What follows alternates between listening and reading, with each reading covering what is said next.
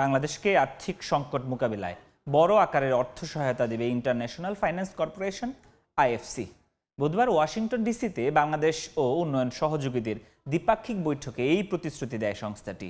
বৈঠক শেষে অর্থমন্ত্রী জানান, বাংলাদেশের সার্বিক অর্থ ও ব্যাংকিং খাতে যে চাপ তৈরি হয়েছে তা আইএফসির সহায়তায় অনেকটা কমাবে। একই সঙ্গে তৈরি করবে নতুন কর্মসংস্থান। বাংলাদেশের সঙ্গে এদিন বৈঠকে অংশ নেন প্রভাবশালী আমেরিকান ব্যাংকার ও অর্থদাতা জেপি মর্গান।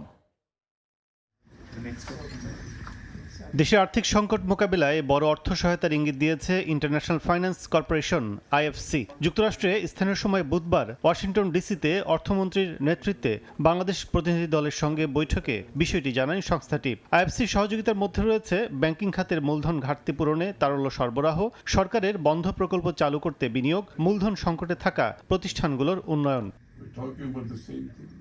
আইএফসির সঙ্গে বৈঠক শেষে বিশ্বব্যাংক অফিসে গণমাধ্যমের সঙ্গে কথা বলেন অর্থমন্ত্রী আমির খসরু মাহমুদ চৌধুরী। জানান, বেসরকারি খাতে গতি আনবে এই আর্থিক সহায়তা। সার্বিক সমাধানে আমরা আইএফসি খুব ইন্টারেস্ট দিয়েছে এবং ব্যাংকগুলোকে লিকুইডিটি দেওয়ার, তারা ভালো অ্যামাউন্টের একটা লিকুইডিটি দেবে ব্যাংকগুলোকে, তারপরে ট্রেড সাপোর্ট দেবে গ্যারান্টি দিয়ে, এবং প্রাইভেট সেক্টরে যাদের যেসব কোম্পানিতে ক্যাপিটাল ডেফিসিট হয়েছে তাদেরকে কি সাপোর্ট দিতে পারে সেটা নিয়ে আলাপ হয়েছে।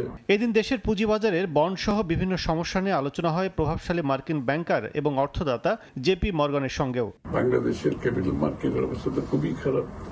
এখানে আমাদের নতুন নতুন প্রোডাক্ট আনতে হবে, ইনক্লুডিং বন্ড সহ।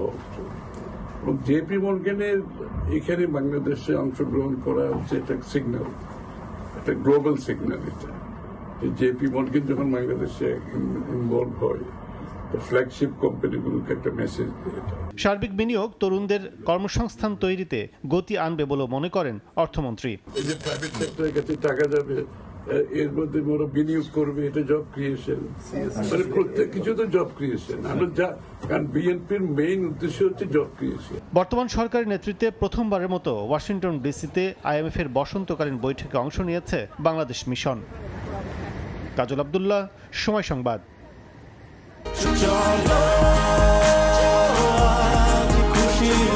40 বছর ধরে অসংখ্য খুশির মিছিলে ছিল আইডিএলসি, থাকবে আগামীতেও।